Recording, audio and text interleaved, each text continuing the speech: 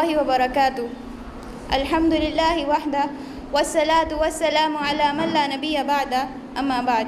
محترم و مکرم صدر اجلاس، مہمانان خصوصی، معلمین و معلمات اور دیگر حاضرین گرامی اور میری عزیز ساتھیوں، میں سامرہ صفا بنت محمد حامد جو کہ رابعہ شریعہ کی فارغہ ہوں، آپ سب کے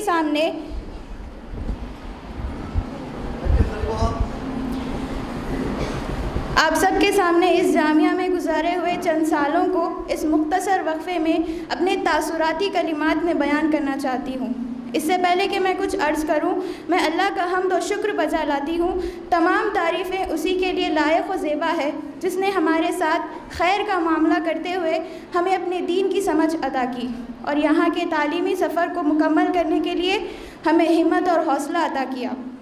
5 سال پہلے جب میں نے SSC مکمل کیا تو اپنے والد صاحب کے اصرار پر میں نے اس جامعہ کے اہم شعبے معہد العلوم الشرعیہ میں داخلہ لیا۔ شروعات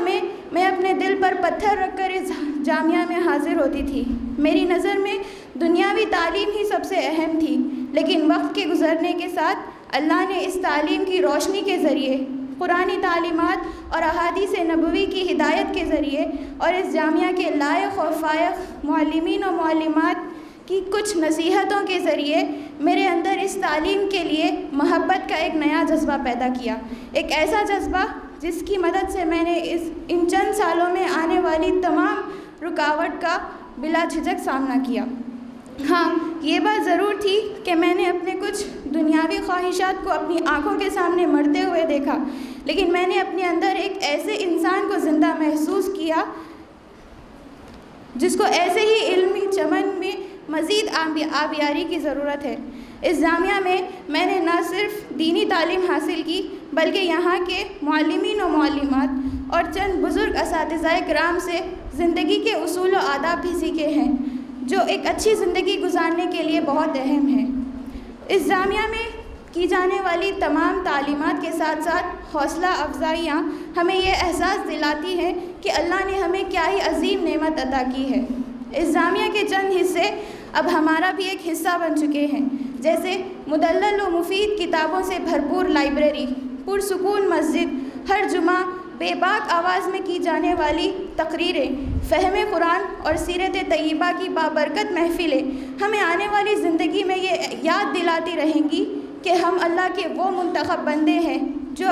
صحیح معنوں میں اپنے مقام کو پہچان کر اپنی ذمہ داری کو بخوبی انجام دیں تو اللہ کی مدد سے اقوام و ملل میں ہم ایک انقلاب ضرور پیدا کر سکتی ہیں۔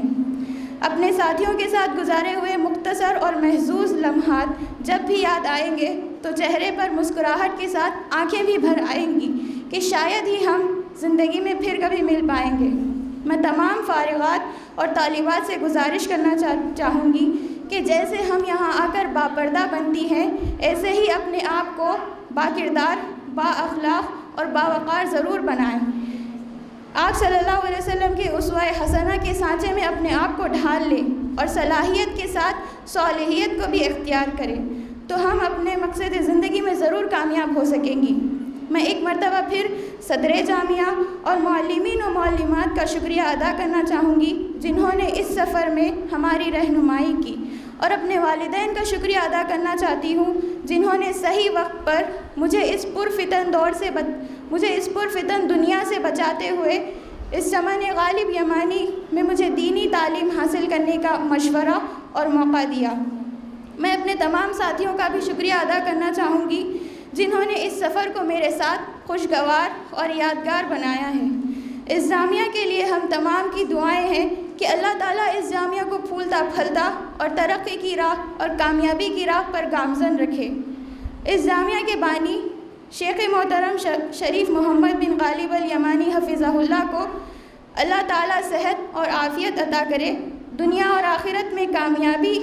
عطا فرمائے اور جنت الفردوس میں اعلیٰ ترین مقام سے نوازے۔ تمام معلمین و